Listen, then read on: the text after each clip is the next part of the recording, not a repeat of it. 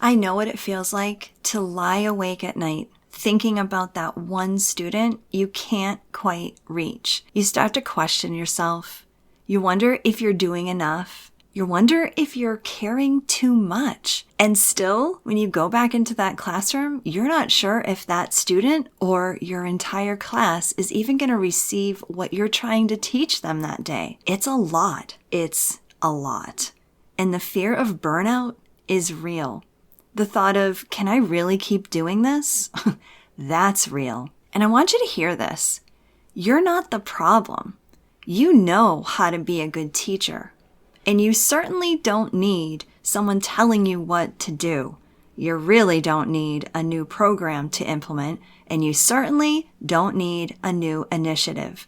What you need is a reset. There is a way to teach that feels calm and creative and connected to who you are as a teacher. There's a way to get back to that feeling that you had when you first started teaching, that feeling of hope and excitement and smiles and getting really excited to go in and set up your classroom for the day. I know because I'm there again. I know because I've helped teachers get there again. And listen, you don't have to piece this all together by yourself. Let me help you. If something inside of you is whispering, yeah, I think I might need this, listen to it. Go to theinspiredclassroom.com/reset. Check it out and see if this is something that you think might help you. We're going to work together to reset your classroom and protect your love for teaching.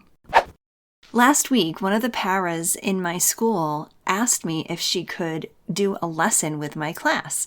And I jumped on the opportunity because, well, why not? And she is going for her teaching degree and license. And I always want to support teachers who are coming into the field, of course. Well, she did a writing assignment focusing in on punctuation and the use of a comma, and the lesson was great for that one period. And then she came back a couple days later and she did a writing assignment, setting them up for a good writing assignment where they would use some of the information that she was giving them about commas.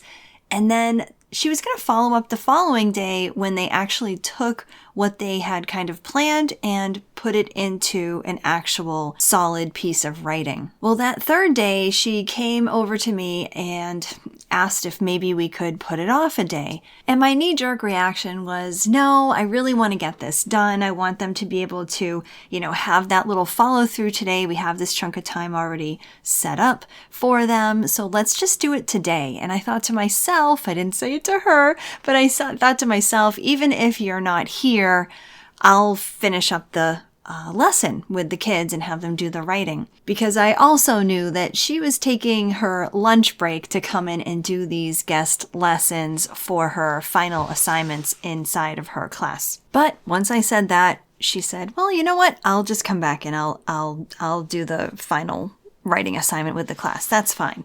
So she did. She came back and she did the writing assignment, and the kids were pretty responsive. They were doing their good writing. I actually have a class of really fantastic writers this year. I'm so very lucky that way. And side note, because she was teaching, I was able to sit down with one of my more struggling writers and really help her, which was such a little gift for me. And at the end of the class, she collected these little pieces of writing, assuring the kids that she was going to read every single one of them and enjoy seeing what they had come up with. Well, what I didn't know is that earlier that day, she was having a little bit of a rough go. And part of her wanting to not necessarily come back and do the final lesson during her lunch was because she was having such a rough day and she just wanted to sit down and have her lunch in a little bit of peace and quiet. I mean, who can blame her, right? Well, she came over to me at the end of the day after most of the kids had left, and she said to me, you know what? I'm so glad you made me come back and do that lesson, because I was having such a rough day. But seeing those kids, seeing what they were creating, and seeing that I was part of that just made my whole day turn around. And that just totally warmed my heart. I was so happy. I was so happy for her.